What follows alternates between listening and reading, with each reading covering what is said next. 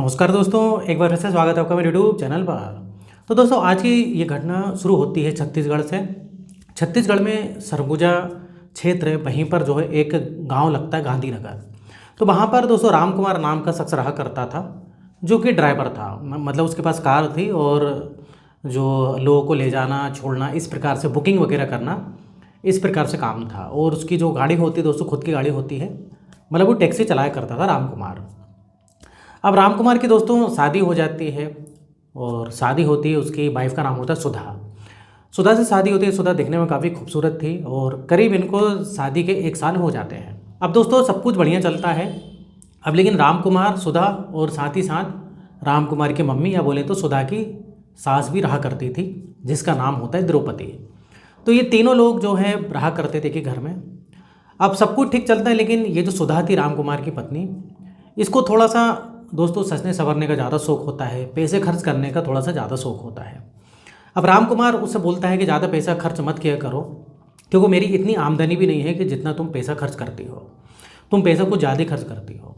अब सुधा बोलती है कि मैं कहाँ पैसे खर्च करती हूँ, थोड़ा बहुत अपना भाई मेकअप का सामान लेना, कपड़े वगैरह लेना, यही तो करती हूँ। अगर अगर एक महिला ये नहीं लेगी तो क्या लेगी। इस प्रकार से जो है सुधा उससे बोलती है। अब सुधा उससे कई बार घूमने की भी जिद करती है कि मुझको इधर घुमाने ले चलो, उधर घुमाने ले चलो। तो कई बार राम कुमार आसपास तो ले जाता था, लेकिन इसकी डिमांड कुछ ज़्यादा थी।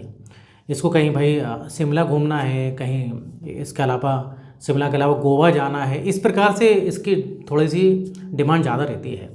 तो राम कुमार बोलता है देखो इतने पैसे नहीं है मेरे पास, और अगर मैं उधर जाऊँगा तो मेरा धंधा ठप हो जाएगा, क्योंकि जो ये टैक्सी चलाया करता है, अगर मैं टैक्सी नहीं चलाऊँगा तो पैसे कहाँ से आएंगे। तो इस प्रकार से दिन बीतते रहते हैं। अब लेकिन दोस्तों खर्च करने की आदत इसकी बहुत बुरी थी। इतनी बुरी थी कि कई बार इनको दिक्कत होती थी, जब राम कुमार को भाई कोई बुकिंग वगैरह नहीं मिलती थी तो काफ़ी पैसे की दिक्कत हो जाती थी। और कई बार बुकिंग अच्छी मिल जाती थी तो दो दो दिन बाहर भी रहता था राम कुमार। अब दोस्तों इधर एक इनने किराने की दुकान भी खोल के रखी थी, जो कि इसकी सास चलाया करती थी, जो कि घर पर ही रहती, मतलब घर पर सामने एक दुकान खोल के रखी थी। लेकिन वो दुकान भी ज़्यादा किराने की चलती नहीं, और सास बोलती है कि अब मैं दुकान नहीं चला सकती, क्योंकि जब तक जो है राम कुमार से बोलती, राम कुमार बेटा जब तक तेरे पिताजी थे तो हम लोग मिलजुल कर चला देते थे, लेकिन अब जब तेरे पिताजी एक्सपायर हुए, मतलब इसके पिताजी को 3 साल हो जाते हैं, तो तेरे पिताजी के जाने के बाद अब ये दुकान भी ज़्यादा नहीं चलती है। और तेरा जो छोटा भाई है, मतलब द्रौपदी का एक छोटा लड़का भी होता है, जो कि रायपुर में रहा करता है। रायपुर में जो है एक फैक्ट्री, प्राइवेट फैक्ट्री में काम करता है। तो ये द्रौपदी बोलती है कि मैं क्या करूँगी, उसके यहाँ कुछ दिन चले जाती हूँ, इस दुकान को बंद कर देती हूँ, और कुछ दिन मैं उसके यहाँ रहूँगी, कुछ दिन तेरे यहाँ रहूँगी, इस प्रकार से दोनों के यहाँ रहा करूँगी, दोनों भाइयों के पास। अब राम कुमार जो इसका बड़ा बेटा होता है बोलता है ठीक है माँ, एक काम करो दुकान बंद ही कर दो, जब नहीं चलती तो कोई मतलब नहीं है, इससे अच्छा हम किराए से दे देते हैं। तो ये लोग ये सब फैसला लेते हैं। साथ में सुधा भी होती है, राम कुमार की पत्नी, ये भी बोलती है कि एक काम करते हैं, इसको हम किराए से दे देते हैं। तो दोस्तों एक किराएदार, मतलब जो दुकान किराए से चाहिए, मतलब जिसको किराए से चाहिए, तो एक टू लेट का बोर्ड लगा देते हैं। तो दोस्तों वहीं पर एक गांव में एक श्याम नाम का लड़का होता है। वो बोर्ड पढ़कर आता है, बातचीत करता है राम कुमार से कि मुझको ऐसा ऐसा है, एक मोबाइल की दुकान खोलनी है, मतलब मोबाइल बेचना, खरीदना, उसको रिपेयर करना मुझको अच्छे से आता है, तो वो दुकान खोलना चाहता हूँ। तो राम कुमार बोलता है बिल्कुल खोल लो आप, कोई दिक्कत वाली बात नहीं है, इतने इतना पैसा देना पड़ेगा। श्याम मान जाता है, और बढ़िया उधर ये जो श्याम अपनी मोबाइल की दुकान खोल लेता है। अब इसकी सास भी दोस्तों अपने छोटे बेटे के पास रायपुर चली जाती है। अब राम कुमार अपने काम धंधे पे चला जाता है। अब इधर पर सुधा दिन भर घर पे रह के बोर होती है। अब एक बार उसका मोबाइल का रिचार्ज जो है ख़त्म हो जाता है, तो ये बगल में जो दुकान थी इसी की, मतलब इन्हीं की जो दुकान थी किराए से श्याम ने ली थी, उसके पास जाती है और बोलती है कि श्याम मेरा जो है फ़ोन रिचार्ज करना है। तो श्याम फ़ोन रिचार्ज कर देता है, और ये बोलती है कि देखो ऐसा है कि पैसे अभी नहीं दूंगी, पैसे जो मेरे पति आएंगे जब देंगे। तो श्याम बोलता है अरे कोई दिक्कत नहीं, आपकी तो दुकान है, आप दे देना जब भी हो पैसे। अब श्याम उसको दोस्तों एक बात ये बोलता है कि फ़ोन बदल लो, भाभी जी आप फ़ोन बदल लो, ये छोटा सा फ़ोन रखी हो आप, आजकल तो स्मार्टफोन का ज़माना है, उसमें कैमरे वगैरह रहते हैं, बढ़िया फ़ोटो खींचो आप, इंस्टाग्राम, व्हाट्सएप वगैरह, फेसबुक, ये सब चलाओ, उसमें आजकल सोशल मीडिया का ज़माना है। सुधा बोलती है श्याम से कि हाँ श्याम तुम ठीक बोल रहे हो, मेरी भी फ्रेंड है, उनके पास सबके स्मार्टफोन है, लेकिन मेरा पति जो है थोड़ा सा राम कुमार कंजूस टाइप का है, अब ये नहीं दिलाते तो मैं क्या करूँ। तो श्याम बोलता है कोई बात नहीं, किस्तों में ले लो। तो अब सुधा बोलती किस्तों में कौन देगा। तो श्याम बोलता है अरे मैं नया मोबाइल रखता हूँ ना, मेरे से ले लो, किस्तों में ले लो आप, कोई दिक्कत वाली बात नहीं है, इधर आपके लिए तो भाई किस्तों में देने के लिए मैं तैयार हूँ। अब सुधा खुश हो जाती है। सुधा बोलती है कि एक काम करती हूँ, मैं अपने पति से पूछती हूँ। अब शाम को इसका पति 8 बजे करीब रात में आता है टैक्सी लेके, मतलब जो भी इसको बुकिंग मिली थी वो बुकिंग को ख़त्म करके आता है। और ये सुधा बोलती है, ऐसी सी बात है, मुझको देखो आप, तुम जो है समय नहीं देते हो ना, मुझको कहीं घुमाने ले जाते हो ना ही पैसे देते हो, कम से कम एक मोबाइल दे दो तो कम से कम मैं मोबाइल से कुछ टाइम पास करूँगी, मैं दिन भर घर पर बोर हो जाती हूँ।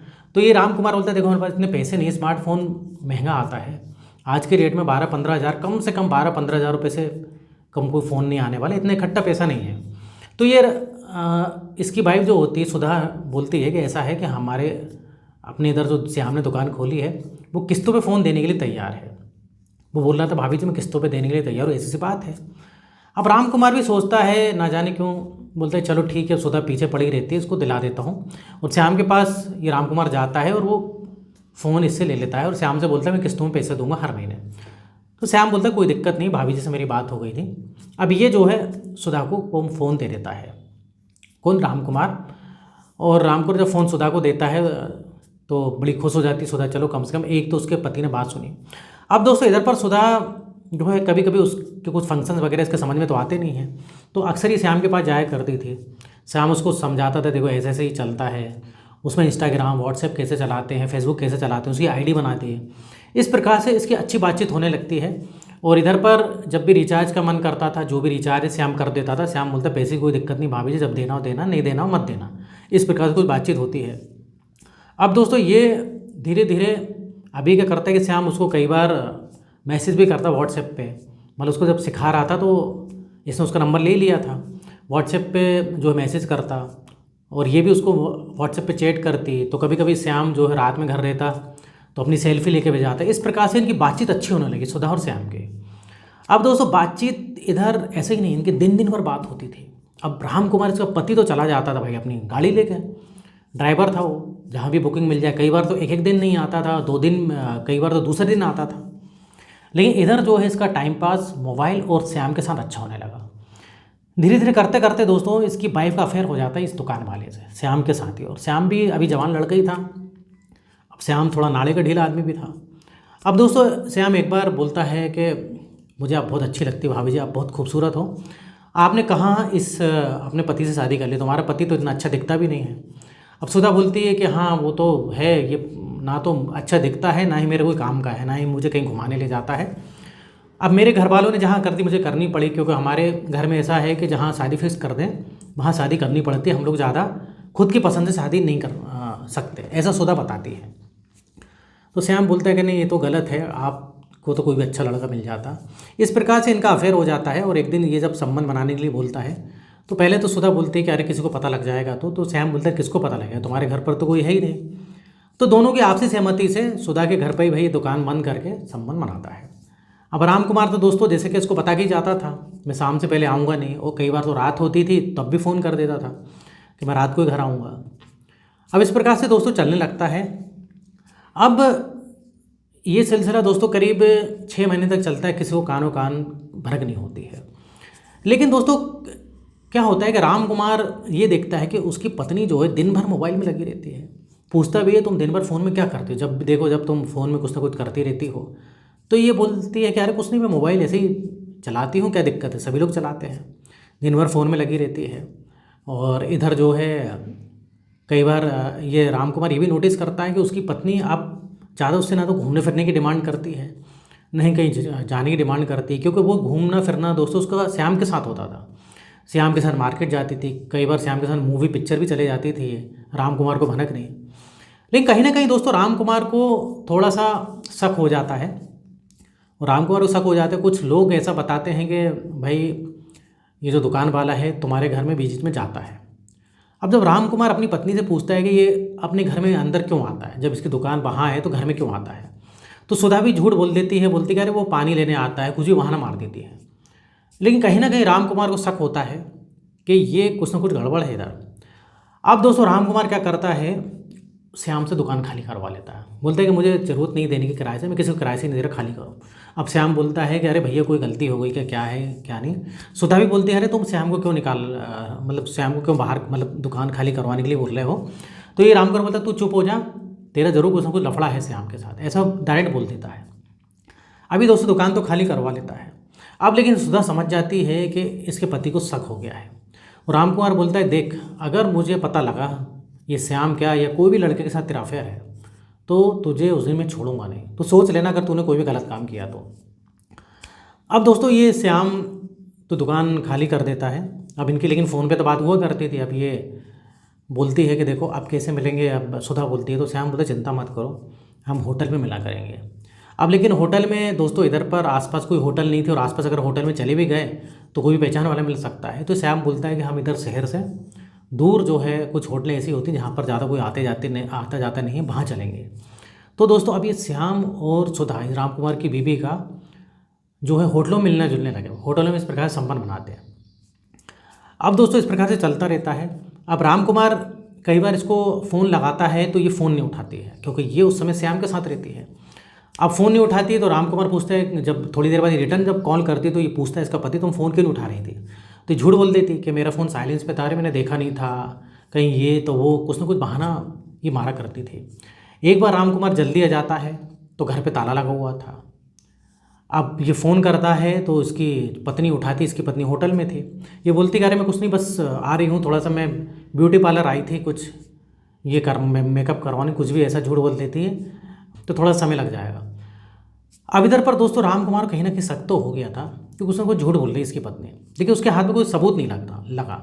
एक बार इसने उसका मोबाइल भी मांगा, लेकिन मोबाइल में कुछ उसको मिला नहीं, क्योंकि ये दोस्तों मोबाइल में कोई ऐसा सबूत नहीं रखती थी। कई बार श्याम से बात भी होती थी तो नंबर डिलीट कर देती थी, तो कुछ हाथ में सबूत नहीं मिलता। लेकिन कहते हैं ना दोस्तों, गलत काम का गलत नतीजा तो होते ही है। एक बार की बात है दोस्तों, ये क्लाइंट को छोड़ने कहीं जा रहा था अपनी टैक्सी में लेकर।